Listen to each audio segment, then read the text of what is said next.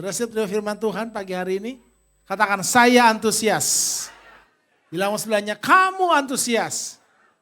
Kita antusias ya. Karena Tuhan ada di tengah-tengah kita saudara ya. Dan izinkan saya menyampaikan firman Tuhan. Saya beri judul hari ini adalah ditolong atau dilatih Tuhan. Saudara, tidak ada kemenangan tanpa peperangan. Semakin besar peperangannya, semakin besar kemenangannya.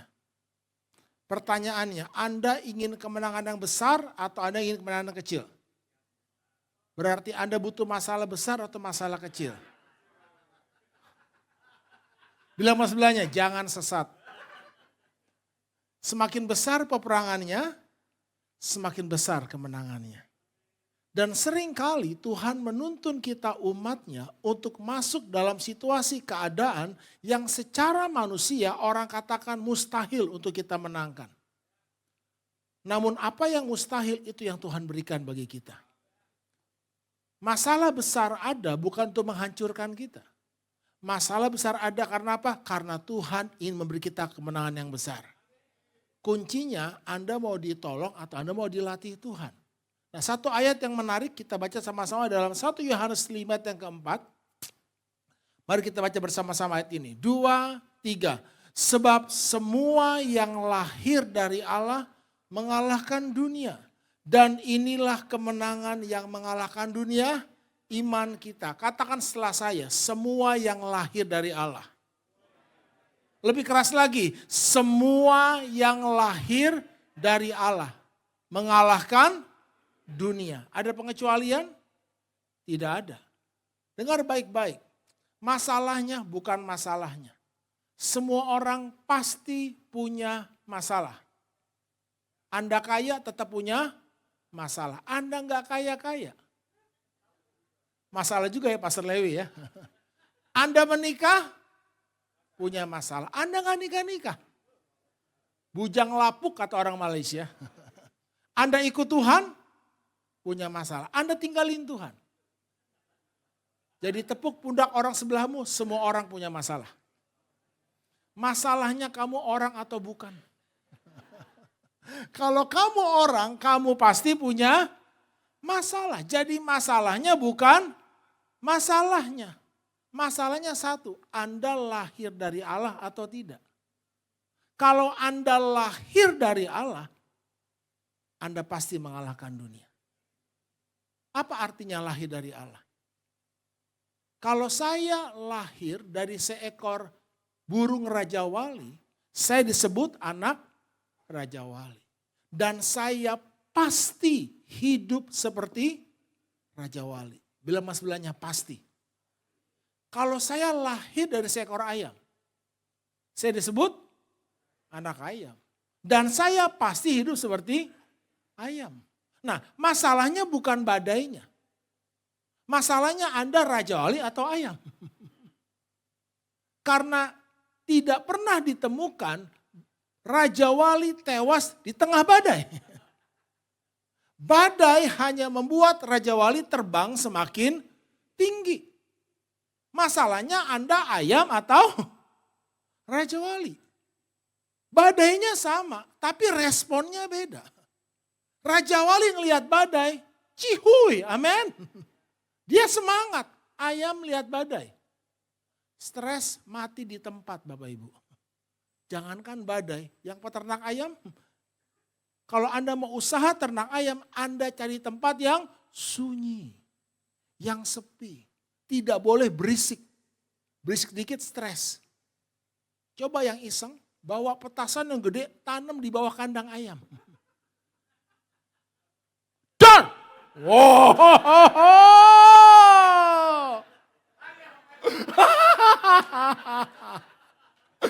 Yang ngantuk langsung bangun, Pak. Ya, langsung tewas kan. Sekarang gini loh, ya. Katakan yuk, perbuatan saya tidak menjadikan saya. Namun menunjukkan siapa saya yang sebenarnya. Dengar baik-baik ya Bapak Ibu ya, ini konsepnya. Ada perbedaan besar antara menjadi anak Allah dengan menjadi orang Kristen. Banyak orang mengaku namanya Kristen. Matius, Markus, Lukas, Yohanes, kelakuannya setan. Oke. Nipu sana, nipu sini. Dengar baik-baik. Ikan itu ya hidup dalam air bukan supaya jadi ikan. Tapi karena dia seekor ikan. Raja Wali terbang tinggi bukan supaya jadi burung Raja Wali. Tapi karena dia seekor burung Raja Wali. Dan dia jadi seekor Raja Wali bukan karena perbuatannya, namun karena kelahirannya. Anda harus bisa membedakan ini. Masalahnya bukan masalahnya. Are you born again? Perbuatan Anda tidak menjadikan Anda orang benar. Tapi perbuatan Anda menunjukkan apakah Anda orang benar atau bukan. Anda paham maksud saya? Karena itu yang paling penting yang harus dipastikan adalah kelahiran baru Anda. Jadi masalahnya bukan masalahnya. Apakah Anda lahir dari Allah? Dan itu terlihat dari mana? Dari respon Anda. Dari sikap Anda. Semua yang lahir dari Allah mengalahkan dunia. Beri kemuliaan bagi Tuhan, saudara. Namun yang menarik adalah satu-satunya burung yang harus dilatih terbang, baru bisa terbang, itu Raja Wali. Tapi seekor burung Raja Wali belajar terbang bukan supaya jadi Raja Wali. Tapi karena dia Raja Wali. Saya harus dilatih untuk hidup benar. Bukan supaya jadi orang benar. Tapi karena saya orang benar. Kelahiran itu bicara tentang benih. Katakan yuk, benih. Dan benih itu bicara tentang kasih karunia, kekuatan, kemampuan. Ikan diberikan kasih karunia, kekuatan, kemampuan untuk hidup dalam air. Itu bukan hasil usahanya. Itu bukan hasil perbuatannya. 100% pemberian Allah. Anda tidak pernah temukan seekor ikan kursus berenang. Karena dia terlahir untuk hidup dalam air. Raja Wali diberikan kasih karunia, anugerah, kekuatan untuk terbang tinggi. Itu bukan hasil perbuatannya, itu kasih karunia, itu pemberian Allah yang diterima lewat kelahiran. Faham Bapak Ibu? Katakan, saya orang benar. Bukan karena perbuatan saya, namun karena kelahiran baru saya di dalam Yesus Kristus Tuhan. Amin. Saya mau tekankan ini, pastikan kelahiran barumu. Karena itu fondasi imanmu. Tanpa kelahiran baru tidak ada perubahan, tidak ada terobosan Bapak Ibu. Nah, setelah Anda dilahirkan kembali, Anda dan saya harus bersedia dilatih. Katakan yuk, dilatih. Nah, next ya, ditolong atau dilatih Tuhan, Anda lebih senang yang mana? Lebih senang ditolong atau dilatih? Lebih senang, ya, ditolong lebih enak Pak. Dilatih sakit, ditolong enak. Tapi Tuhan lebih senang menolong atau melatih Anda? Melatih, mengapa? Next, ini prinsipnya. Karena pemenang itu dilatih, bukan ditolong. Beri kemuliaan bagi Tuhan, saudara. Beritahu sebelahmu, pemenang itu dilatih, bukan ditolong. Dan Tuhan ingin Anda dan saya jadi pemenang. Nah, next, apa bedanya? Ditolong sama dilatih. Next, kalau yang pertama, ditolong itu enak. Dilatih itu sakit. Ya tadi saya ceritakan di ibadah pertama, saya 3 bulan ini tiap hari nge-gym. Ya, Senin sampai Sabtu, kecuali Minggu. Nah, sebelum-sebelumnya saya tidak pernah mau pakai personal trainer atau PT. Bedanya di mana? Kalau sebelum-sebelumnya saya nge-gym sendiri, kalau capek sakit langsung berhenti. Kalau pakai pelatih, disiksa. Benar-benar disiksa. Saya bilang sama coach saya gini, coach gak bisa lihat orang senang dikit ya. Beban Tuhan Yesus itu ringan. Ini malah tambah beban terus. Udah di set keempat ditambah sama dia. Bilang sama sebelahnya, ditolong enak. Dilatih sakit. Sakitnya di mana? Enak aja. Di sana sini paroki udah. Kalau udah leg day itu benar-benar gak bisa jalan itu. Udah lumpuh itu.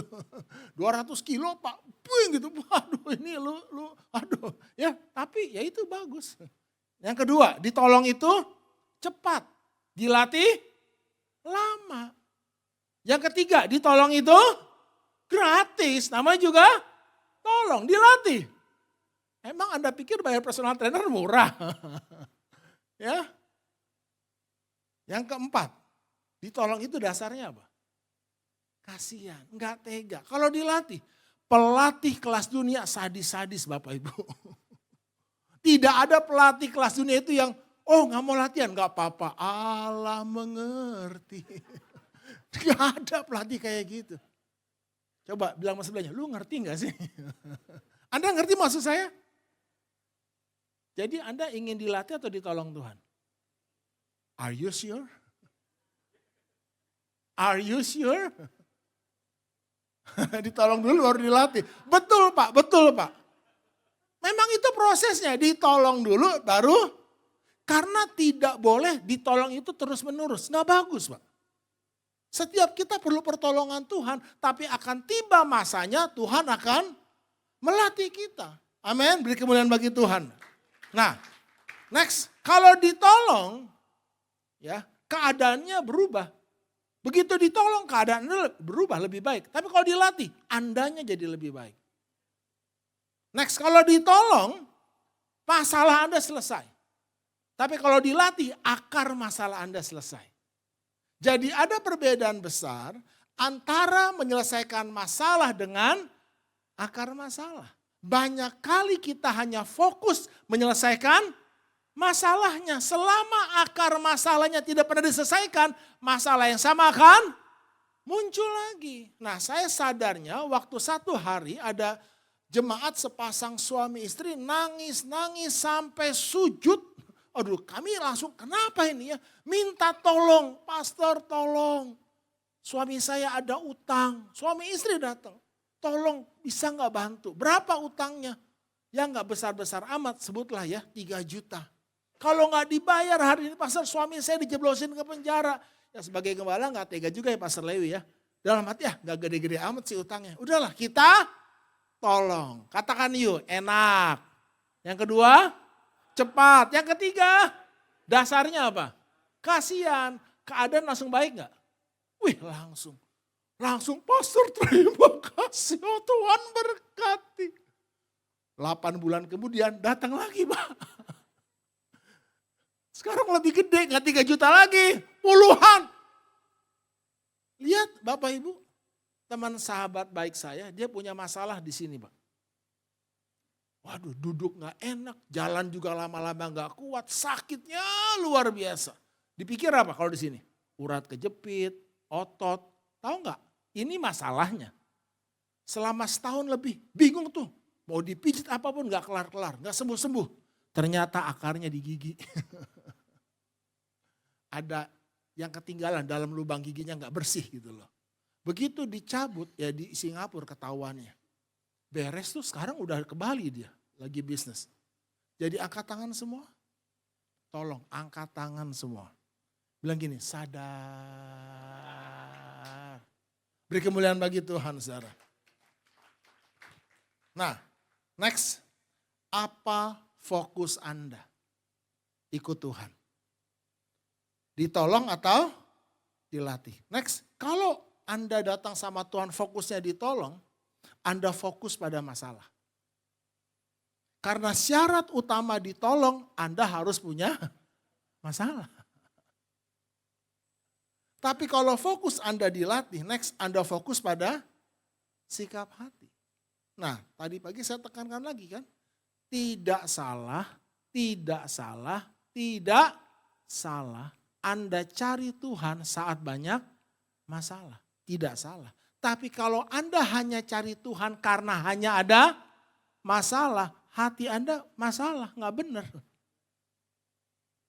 Saya dapatkan kebenaran ini waktu satu hari saya terima telepon. Bukan handphone ya, masih telepon jadul. Kring gitu. Saya angkat, baru dengar suaranya. Saya masih anak remaja waktu itu. Baru dengar suaranya nih, langsung dalam hati, ngutang lagi nih. Belum sebut nama Pak Rocky, baru halo, ngutang lagi nih. Ada di sini yang senang dicari pas saat ada masalah doang? Coba ada yang senang tidak? Saya sih gak suka. Pak Lewi juga gak suka. Siapa yang suka? Gak ada yang suka kan? Kenapa Anda pikir Tuhan suka? Tapi kalau Anda dicari, Pastor Doni, kemana aja sih saya cari-cari susah amat. Kenapa? Ada apa? Ada masalah? Oh enggak Pastor, kangen aja. Beda gak levelnya? Pengen ngobrol, ngopi. Hari ini oleh anugerah Tuhan Bapak Ibu, saya gak punya masalah. Benar. Secara kerohanian, secara keuangan, secara pernikahan, secara kesehatan, saya tidak punya masalah. Tapi saya tetap cari Tuhan. Bukan karena masalah. Karena apa? Karena saya mengasihi dia. Itu levelnya beda. Ingat loh, kita ini calon mempelai Kristus ya. Apakah Anda mau menikah dengan orang yang cuma ada maunya doang? Kan cari yang tulus, setuju nggak? Demikian pula dengan Tuhan. Nah, saya ingin Anda bertumbuh. Jangan sampai hidup Anda digerakkan oleh masalah. Apalagi oleh uang. Apalagi oleh rasa bersalah. Nanti ada 5 alasan itu ya. Ada orang hidup digerakkan oleh apa? Rasa bersalah, rasa takut, oleh uang, oleh pujian manusia. Memberi supaya dilihat orang. Puasa supaya dilihat orang. Tapi satu hal, Tuhan mau kita tiba satu titik. Kita digerakkan karena kasih. Amin. Dan saya tiba di titik itu. Doni, apakah kamu mengasihi aku? Tuhan make sure. Ya Tuhan, engkau tahu aku mengasihimu. Baru gembalakanlah domba-dombaku. Amin Bapak Ibu. Saya ingin Bapak Ibu tiba di titik itu. Katakan ya, bukan karena ada masalah. Tapi karena saya mengasihi Allah. Beri kemuliaan bagi Tuhan saudara. Ya, itu sikap hati yang Tuhan cari. Next ya. Nah, kalau Anda fokus pada masalah, ditolong, yang Anda cari adalah berkat dan mujizat. Oh iya. Next, tapi kalau Anda fokus pada sikap hati, yang Anda cari adalah pertobatan dan karakter. Karakter itu apa? Respon. Itu karakter. Waktu Anda ditekan gimana responnya? Next, kalau Anda hanya cari berkat dan mujizat, Anda hanya jadi pengikut. Oh iya, pengikut cari apa? Pengen lihat berkat dan mujizat kan? Next, tapi kalau Anda mau dilatih, Anda disebut jadi murid. Apa bedanya pengikut sama murid? Oh beda sekali. Pengikut dibentak, left dia. Langsung tinggalin, cek gereja sebelah. Halo? Emang gereja cuma di sini doang. Tapi kalau murid, ya saya nggak tahu, Pastor Lewi masih ingat nggak dulu film-film kungfu? Teach me master. Teach me master. Sampai berlutut di depan pintu rumah gurunya, kehujanan, kedinginan. Teach me master. Ini prinsip murid. Bukan kamu yang milih aku yang pilih kamu. Ini prinsip pemuritan yang sejati. Kalau sekarang kan guru yang cari murid yang pilih guru kan. Anda harus punya sikap seperti itu. Nah, lihat film-film kungfu zaman dulu, digetok, dikerjain, dia stay Pak. Katakan ya, murid tetap tinggal. Kalau pengikut dibentak, kabur. Ya. Ada 4K. Yang pertama itu kagum. Ini baru gereja. Ini gereja baru. Kagum. Lalu masuk Pak. 3 bulan kemudian kaget Pak. Ternyata. Habis kaget apa Pak? Kecewa Pak. Habis kecewa, kabur. Cari gereja lain kan. Oh ini gereja baru, ini baru gereja. Habis kagum apa? Kaget. Habis kaget. Kecewa habis itu. Kabur lagi kan. Tapi ada yang kelima, kembali Pak. Masalahnya gini ya, kembali lagi ya, kelahirannya. Anda anak atau customer? Pastikan Anda punya mental anak, bukan mental customer. Bedanya di mana? Kalau Anda masuk ke satu hotel itu bocor, bau. Kalau customer mentalnya apa? Komplain kan? Kasih bintang 1 kan? Sebarin, lu jangan ke hotel itu ya, itu jelek, najis, bau. Itu mental customer. Tapi kalau hotel itu milik ayahmu, you stay di situ. You perbaiki di situ. Beri kemuliaan bagi Tuhan, saudara. Miliki mental anak, serius Bapak Ibu. Ya. Oke, next ya. Kalau ditolong, hasil yang diterima beda dengan Anda dilatih. Beda Bapak Ibu ya. Anda pernah nolong dong. Judulnya apa? Sekedarnya kan. Tapi kalau Anda menang, apalagi juara dunia, Anda nggak terima sekedarnya, Anda terima mahkota. Dan mahkota itu hanya diberikan kepada yang menang. Betul Pak, ada lagunya, pertolonganmu begitu ajaib. Tapi kemuliaan yang Tuhan berikan itu jauh lebih besar. Karena itu, angkat tangan semua sekali lagi. Bilang apa?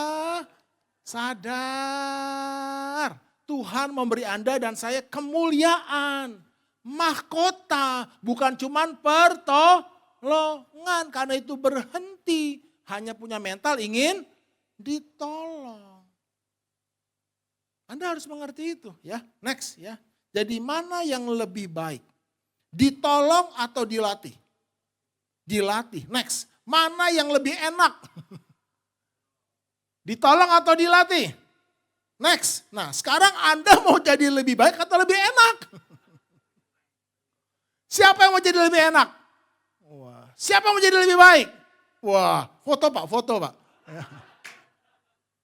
Next ya. Tuhan mau Anda jadi lebih baik. Jadi lebih dari pemenang. Beri kemuliaan bagi Tuhan. Nah saya ingin Anda tangkap ini. Ini masalah mental Pak. Ya, tidak salah dengan pertolongan Tuhan. Sekali lagi tidak salah. Setiap kita perlu ditolong. Tapi pertolongan tidak boleh terus menerus. Kalau Anda terus tolong orang itu sampai akhir hayatnya lemah dia Pak. Anda harus mulai melatih. Demikian pula dengan Tuhan. Amin. Next ya.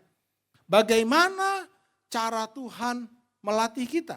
Dalam Hakim-Hakim 3 yang pertama dikatakan, inilah bangsa-bangsa yang dibiarkan Tuhan tinggal untuk mencobai orang Israel itu dengan perantaraan mereka. Yakni semua orang Israel yang tidak mengenal perang Kanaan. Maksudnya hanyalah supaya keturunan-keturunan orang Israel yang tidak mengenal perang sudah baca keras-keras, dilatih berperang oleh Tuhan. Jadi bagaimana cara Tuhan melatih kita? Next, Tuhan membiarkan kita.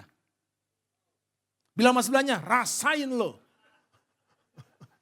Tuhan membiarkan. Siapa di sini pernah merasa Tuhan membiarkan Anda? Oh ada. Terima kasih Pak. Oh, ada. Yang belum pernah sabar ya, giliranmu akan tiba. Bener.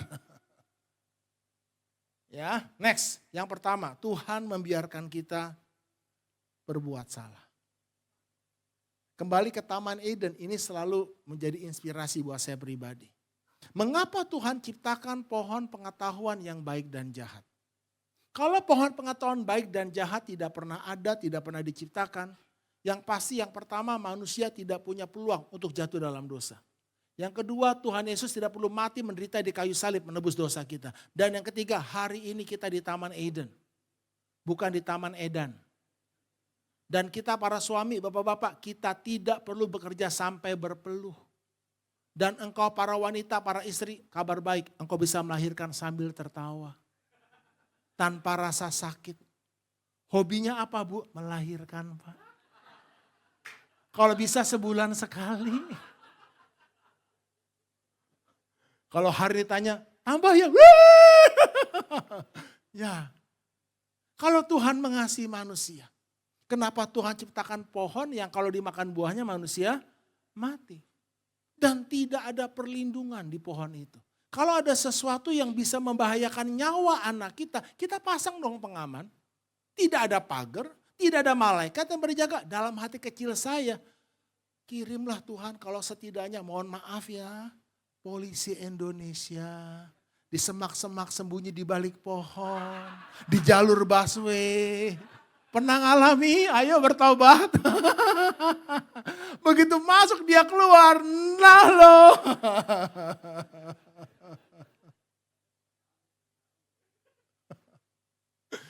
Dan yang menarik adalah ketika manusia digoda oleh ular, Tuhan lihat gak dari surga? Tapi Tuhan bertindak tidak? Pastor Lewi, kita lihat anak kita digoda sama preman Pak, depan pagar Pak. Apalagi sama bencong. Langsung kan, sebagai bapak yang baik, wih apalagi Pastor Lewi, kumisnya langsung, wah, biarlah rohmu. Itu kan kita usir, betul gak Pak? Ngapain kamu? Hah? Tuhan lihat manusia digoda ular Pak. Nggak diusir tuh ular. Tuhan tidak bertindak. Bahkan ketika manusia tergoda untuk memetik buah yang Tuhan larang pun Tuhan tidak bertindak. Tuhan lihat, Tuhan tidak bertindak. Kapan Tuhan bertindak Bapak Ibu? Setelah manusia selesai makan buah yang Tuhan larang. Dan untuk pertama kalinya, tindakan Tuhan aneh. Tuhan yang maha tahu pura-pura tidak tahu. Adam, di manakah engkau? Apakah kau sudah makan buah yang kularang itu? Harusnya simpel kan? Mereka jawab apa? Sudah. Tapi ini yang manusia katakan. Ya. Tetapi Tuhan Allah memanggil manusia itu dan berfirman kepadanya, di manakah engkau? Dan Adam menjawab, perempuan yang kau tempatkan di sisiku. Wih, no woman, no cry. Kok ke sana ya?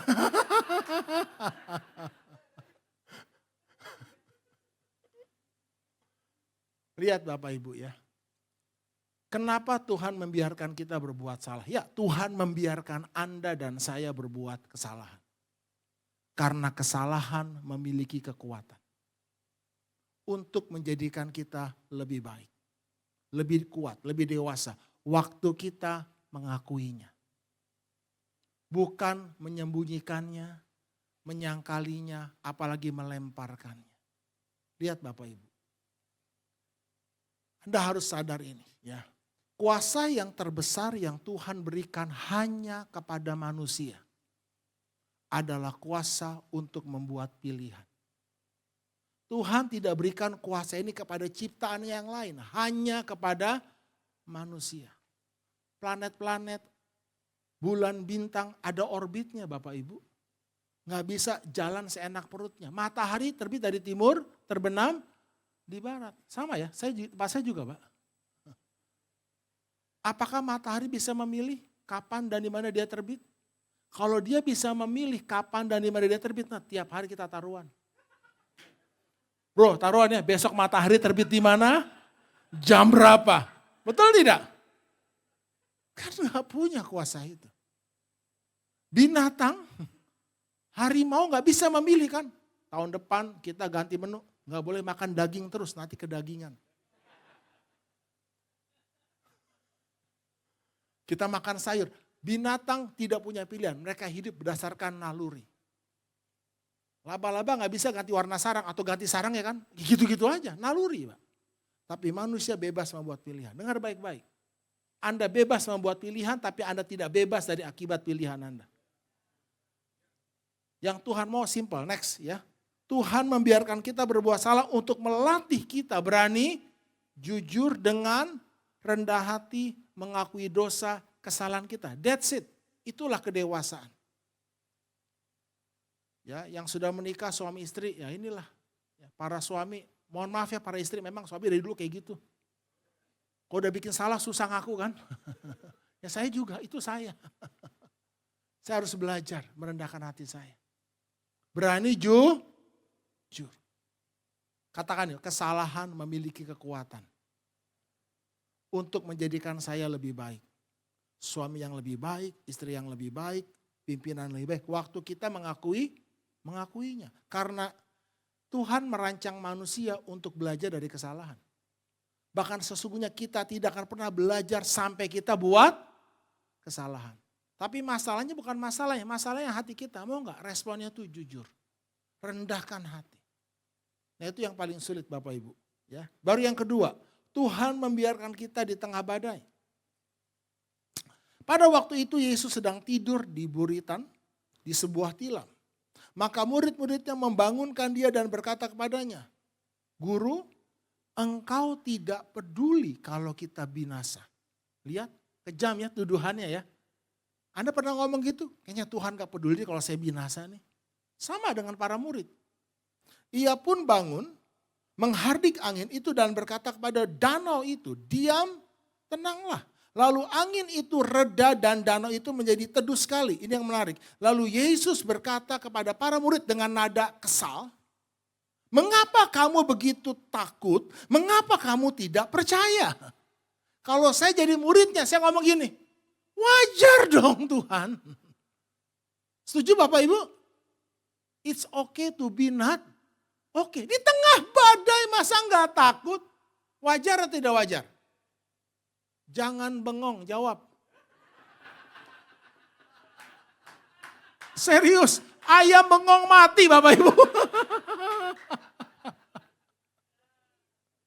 Wajar atau tidak wajar takut tengah badai?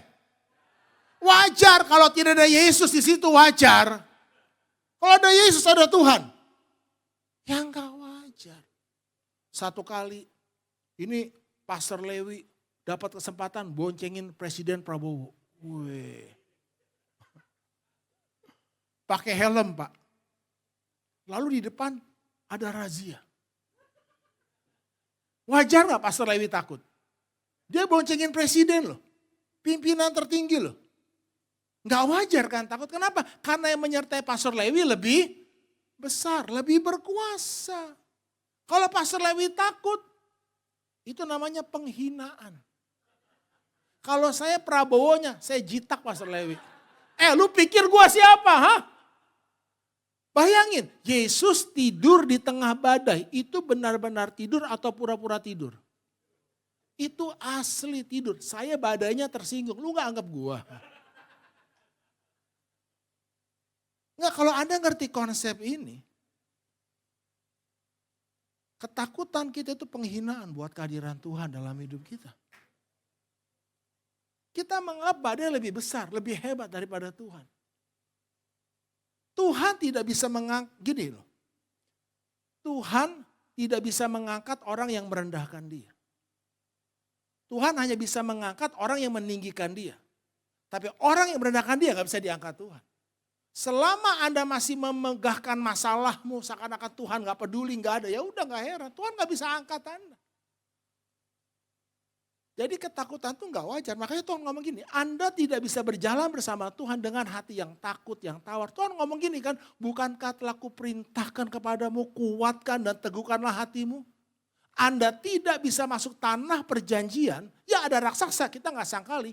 Ada masalah, kita tidak sangkali masalah, tapi masalah tidak lagi menjadi penguasa di hati dan pikiran kita. Yesus Kristus itu penguasa tunggal dalam hati dan pikiran kita. Dan kita hadapi masalah, jangan lari, amin. Dengan penuh apa? Keberanian. Kalau Anda ngerti kebenarannya, bahwa yang menyertai kita lebih besar daripada yang menyertai mereka. Amin Bapak Ibu.